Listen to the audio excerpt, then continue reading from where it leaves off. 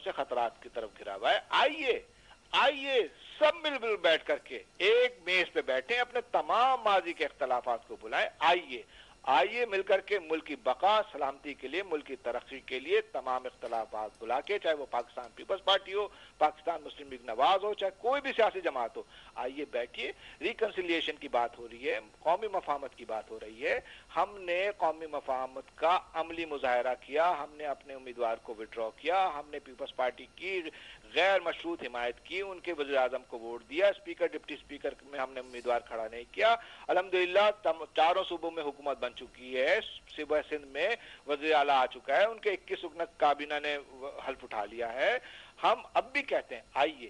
عمران خان صاحب کو سندھ میں آنے کی اجازت ہوگی؟ الزام تراشیوں سے, بہتان تراشیوں سلیم شہزاد صاحب, نہ ملک کو فائدہ ہوگا نہ صوبے کو فائدہ ہوگا, اور اس کا فائدہ دوسرا اٹھا لے گا. کیا عمران خان کو صوبہ سندھ میں آنے کی اجازت ہوگی اس کے بعد؟ ارے عمران خان صاحب کا شہر ہے, عمران صاحب کا صوبہ ہے. عمران خان صاحب جس دن کہیں عمران سے, ہم ان کو اپنی آنکھوں پہ بٹھائیں گے, ہم ان کا خوش آمدید کہیں گے. بھائی یہ ملک سب کا ہے, یہ عمران خان صاحب کا ہے, طارق محمود صاحب کا یہ ملک ہے. یہ تو واپس بھجوا دیا آپ نے مجھے, اگر آپ یہ سمجھتے ہیں ہیٹرک تو کروا دیے سلیم صاحب, 3 دفعہ واپس بھجوایا کراچی سے مجھے آپ نے. کہ بھائی یہ غلط ایک تعصب پیش کیا جا رہا ہے.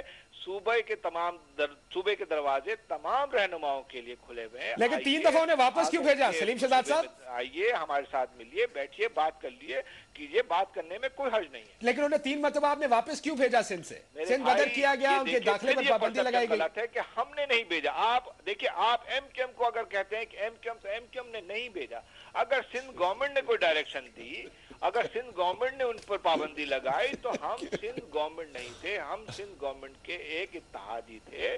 ہم نے کبھی بھی کسی رہنما کو سندھ آنے پر, کراچی آنے پر کبھی ان پر پابندی. ایم کیو ایم آپ کو کہہ رہی ہے خان صاحب کہ آپ جائیں سندھ, کراچی جائیں, بات کریں, مسئلے ہیں, مسئلے حل کریں جا کے. میں ایم کیو ایم سے صرف یہ کہنا چاہتا ہوں کہ دیکھیں, کراچی جو ہے یہ منی پاکستان ہے. یہ کراچی کو اوپر تب آئے گا جب قانون کی بالادستی ہوگی. قانون کی بالادستی تب ہوگی جب قانون سب کے لیے ایک برابر ہوگا.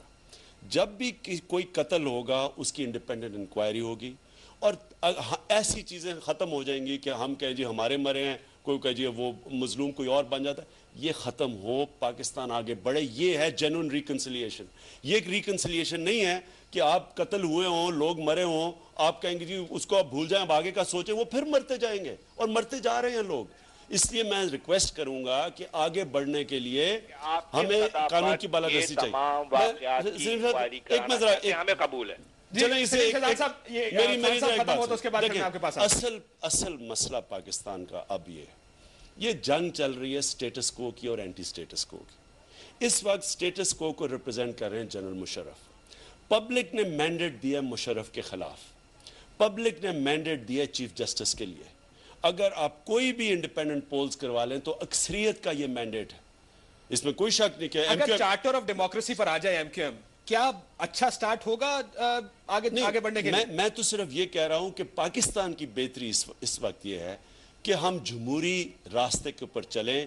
جمہوریت کبھی بھی نہیں آ سکتی جب تک آپ کی عدلیہ آزاد نہ ہو. عدلیہ آزاد کے لیے ہماری جو آئینی عدلیہ اس کو آزاد ہونا چاہیے. اس کے خلاف جو سازشیں چل رہی ہیں اس کو روکنے کے لیے سارے پاکستانیوں کو اکٹھا ہونا پڑے گا, اور ایم کیو ایم بھی شامل, اور ایم کیو ایم کو بھی ساتھ ملنا پڑے گا. کیونکہ اگر ایم کیو ایم جمہوریت میں بلیو کرتی ہے, ان کو یہ جو پاکستان کی آئینی عدلیہ اس کو بحال کرنا چاہیے. اور مجھے افسوس سے کہنا پڑتا ہے کہ اس سازش کے اندر سٹیٹس کو برقرار رکھنے کے لیے جارج بش کی ایڈمنسٹریشن پورا ساتھ دے رہی ہے جنرل مشرف کا. یہ سازشیں ہو رہی ہیں, پولیٹیکل پارٹیز کو اس کے لیے تیاری کرنی چاہیے کہ اگر اس وقت انہوں نے سٹیٹس کو چلنے دیا, پاکستان کا مستقبل اندھیرے میں. جی دیکھیں جی, اگر آپ نے پاکستان کو آگے چلانا ہے نا, 2 کام کرنے پڑیں گے. ایک تو جنرل مشرف کو فارغ ہونا پڑے گا یا اس کو فارغ کرنا پڑے گا. دوسری بات ہے 18 اکتوبر کا جو الیکشن ہے نا, 18 فروری, اس کے رزلٹ کو ماننا پڑے گا بالکل, اور کھلے دل سے ماننا پڑے گا, اس میں کوئی بے ایمانی نہیں. سلیم شہزاد صاحب, آپ نے بات سنی, کہتے ہیں مینڈیٹ صدر مشرف کے خلاف آیا ہے, لیکن ایم کیو ایم کی جماعت کی قربت اب تک صدر صاحب کے ساتھ ہے. وہ کہتا ہے کہ صدر صاحب کو چھوڑ دیں, स्टेटस को बदलना पड़ेगा, और आपकी जमात तो वैसे भी जमहूरियत की बात करती थी, क्यों नहीं जमहूरियत के लिए काम करते आप? एमक्यूएम के सारे मुंतखब नुमाइंदे ये लीडरशिप प्रेसिडेंट हाउस में तो बैठी नहीं है ना कि कुर्बत आपको नजर आ रहा है। देखिए हम इत्तेहादी थे काफ लीग के, ठीक है, प्रेसिडेंट साहब परवेज मुशर्रफ साहब मुल्क के सदर थे, आपके पास पार्लियामेंट मौजूद है, आपके पास पीपल्स पार्टी की एक भारी मैंडेट मौजूद है। अगर पार्लियामेंट मुशर्रफ साहब को भेजना चाहती है, पार्लियामेंट में जो है वो करारदाद लेकर के आए।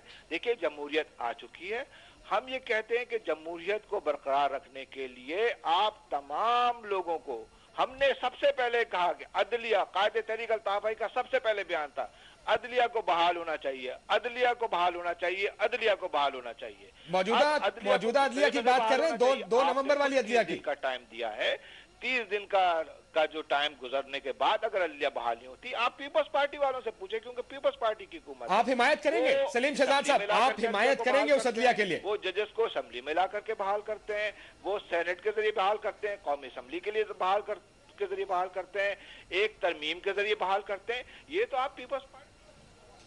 लेकिन क्या सलीम शहजाद साहब आप 2 नवंबर की अदलिया की वापसी की हिमायत करेंगे पीपल्स पार्टी या नून लीग ने अगर ये कोशिश की तो? नवाज शरीफ साहब ने तो एक दावा किया था कि हम आते ही कदीर साहब को फौरी रहा कर देंगे, हम जजेस को फौरी बहाल करवा देंगे।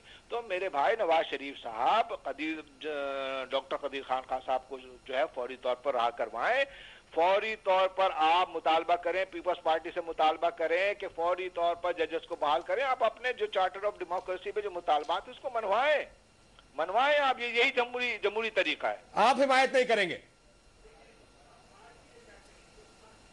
जो सच की बात होगी, जो मुल्क के फायदे के लिए बात होगी, हम उसके लिए हर उस फोर्स से, उस ताकत के साथ मिलने के लिए तैयार हैं।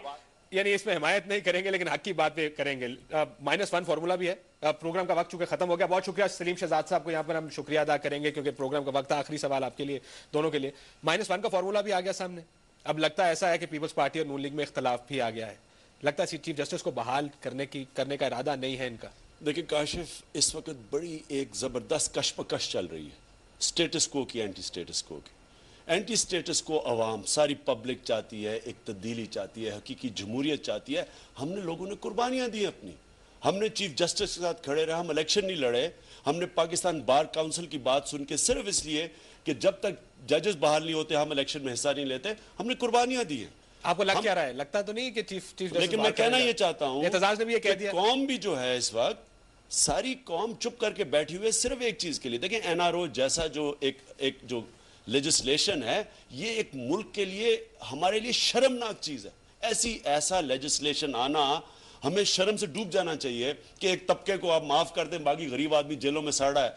लेकिन हम चुप इसलिए बैठे हैं, हम समझते हैं कि पाकिस्तान को रोशनी की किरण ये है कि एक चीफ जस्टिस आएगा जो आज़ाद होगा, जो आज़ाद फैसले करेगा, और अब्यूज ऑफ पावर है जो हुकूमतों में आके लोग पावर का गलत इस्तेमाल करते हैं उसको चेक करेगा। इसलिए हम इंतजार कर रहे हैं। जिस वक्त ये चीफ जस्टिस को बहाल ना किया, मैं अपना आपको कह रहा हूं, मैं एपीडीएम का कह रहा हूं, मैं आपको वकला का कह रहा हूं, मैं सिविल, हम सब सड़कों पे होंगे। हम किसी सूरत, ये जो पब्लिक का मैंडेट है, जो इस मुल्क के अंदर आजाद अदलिया चाहती है, हम किसी सूरत इसके ऊपर कॉम्प्रोमाइज नहीं होंगे। -1 हम कोई बिलीव नहीं करते, हम जज चाहते हैं अपना वापस। बहुत शुक्रिया दोनों मेहमानों का और सलीम शहजाद साहब लंदन से।